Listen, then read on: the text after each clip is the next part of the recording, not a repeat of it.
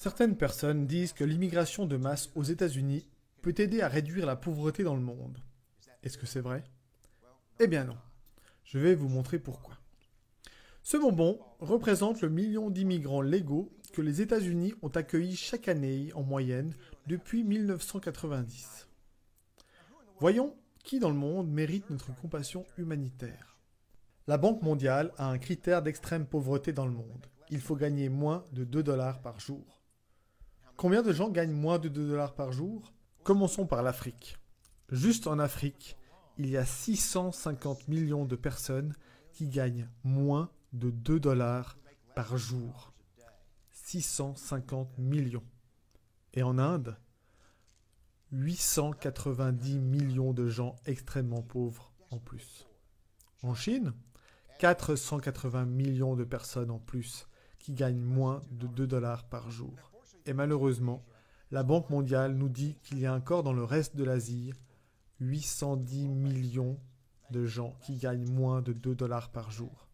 Et finalement, il y a 105 millions de gens en Amérique latine qui sont extrêmement pauvres. Il y a donc, selon la Banque mondiale, 3 milliards de personnes dans le monde, 3 milliards de personnes qui sont extrêmement pauvres en gagnant moins de 2 dollars par jour. Ce sont ces 3000 bonbons.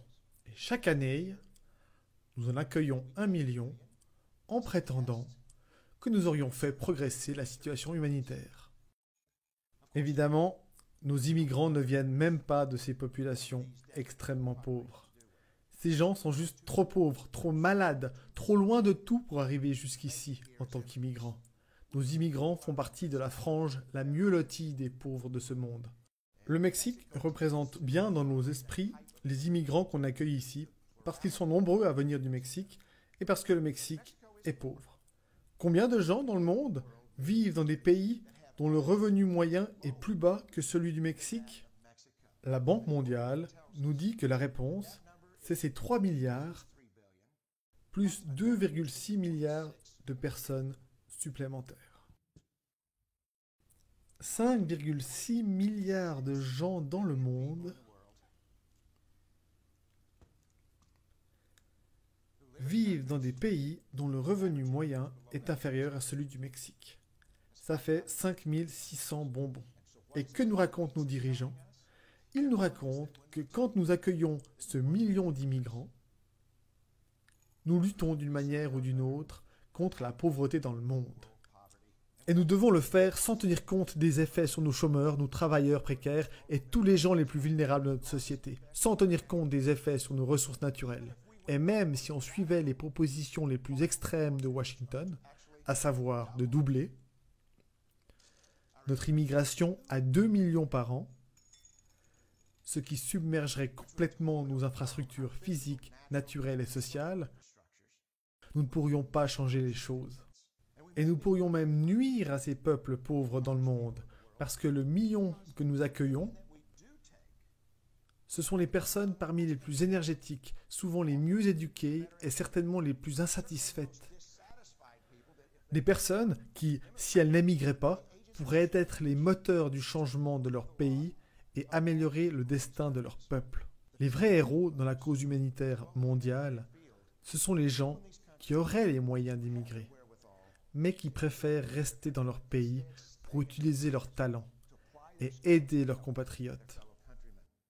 Malheureusement, notre système d'immigration encourage ces héros potentiels à abandonner leurs concitoyens. Mais l'impossibilité d'avoir la moindre influence est en fait pire que ce qu'il n'est paraît là. Parce que l'année passée, lorsqu'on a accueilli 1 million d'immigrants, ces pays ont généré, natalité moins mortalité, 80 millions de personnes pauvres en plus. Et cette année, le Congrès fera venir 1 million d'immigrants légaux. Et cette année, selon les Nations Unies, ces pays devraient gagner encore 80 millions de personnes supplémentaires. Et l'année prochaine, vous pouvez être certain que le Congrès, à moins que les électeurs ne l'en empêchent, fera venir un autre million d'immigrants. Et ces pays, malheureusement, vont encore ajouter 80 millions de gens à leur population déjà pauvre. Nous pouvons en accueillir 5 millions par année, mais on n'enrayera pas ce qui se passe dans ces pays. Pas même en 100 ans. Voyez, l'immigration ne pourra jamais être un moyen efficace de s'attaquer à la souffrance des gens dans ce monde. Ils doivent être aidés là où ils vivent. 99,9% de ces gens ne pourront jamais être en mesure d'émigrer dans un pays riche. Ce n'est pas possible. Ils doivent s'épanouir là où ils ont leurs racines. La seule place où 99,9% de ces gens peuvent être aidés est là où ils vivent.